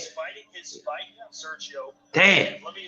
I'm gonna have to talk to my guy ASAP, man. This was crazy. If that continued for 12 rounds, we expected what we were gonna get, and that's 2 big middleweights, and it was gonna be a battle of the Wow, man, what a way to end this fight, bro. On some, and it could have been that uppercut. I think it was that uppercut. Oh, you could see the blood shooting off the face of Johnson. It was the right uppercut from Munguia that busted his lip wide open. Look at this. Boom. If that's the case, that's a knockout win for Jaime Munguia. And I told you it was going to be between the right uppercut of Munguia and the right chopping right hand of Tureanojohnson. We see that Munguia's right uppercut. That range, what I tell y'all, that range, if he could punch at his range, he could do some damage. And he found the range for that uppercut. It wasn't the inside uppercut that was making the head snap. It was the rangy uppercut that Tureano kept going into without behind no jab. He just kept going right into that range, and Jaime found it and hit him with the uppercut. That's Tureano's fault. No jab. I could see not wanting to punch yourself out by jabbing. But at the same time, bro, you got to pose it even at different times. At no time did he come through the front door behind the jab. Maybe once in them 6 rounds. And he looks disgusted right now. Yeah, he gonna need surgery for that, bro. That was terrible. That was terrible uppercut. Gotta keep it solid. That was a terrible uppercut. We gonna get this decision from them, man, and we gonna slide on out the side door on this one. This is a crazy way to end the night for me, man. Just dropped some change on the homie, but all respect, dude. He was worth the support. He's still solid in my book. You know, find that gatekeeper position, man, and make sure you speed bump for anybody trying to go forward, bro. You can still catch a bag, you feel me? And still, WBO Intercontinental Middleweight Champion, Jaime Munguia. He looked wore out. He do not look satisfied with that victory. Jaime pulled it out, bro, but you know what I mean? It was a rough one. It wasn't an easy victory for Jaime. I don't think he could work on his win. That conditioning is definitely going to be in question because you're going to get pressure from in your future fights like that because people can see that's a weakness of you. So the Triple G's, the Canelos, anybody that you want to really get the bag against, speaking in Jaime Munguia's position, you're going to have to definitely work on that conditioning, bro, and maybe the pivot game. But the uppercut he landed was a range uppercut. Like I said, Tureano worked into that. He helped that because he was not coming in behind a jab. Even a feint jab, even a distance jab that'll make Jaime second guess when he want to release his punches. You see what I'm saying? And if you look back at that uppercut, he came right in and Jaime landed it at the perfect distance. It did the right damage. It didn't knock him out. It split his lip bad enough that they had to stop the fight. So I mean, big shout out to Jaime for finding his distance in that fight to land the one punch that was key. It was not a KO shot. It was a cutter. And you cut somebody, you could stop a fight. Same TKO, same thing on the records as a KO. So good fight from both dudes. The way Tureano lost again, he's still around. You know what I mean? We just had a dude on this card have 5 world title opportunities. So this man ain't even had but maybe 1, I think. And again, the way he lost, you didn't lose a boxing match, bro. You was actually winning the fight. You lost on the technical draw. I mean, on the technical stoppage. So as far as his career is concerned, yeah, he still got action at moving forward. Anyway, man, boxing first of all, we appreciate everybody tapping in, staying with me, man. We're going to slide out this side door, my guy. Salute, everybody. Have a good night. Y'all tap into me on IG, man. You know I stay busy over there. And I'll be up and at it in the morning and shit, dropping some posts on IG. Appreciate everybody.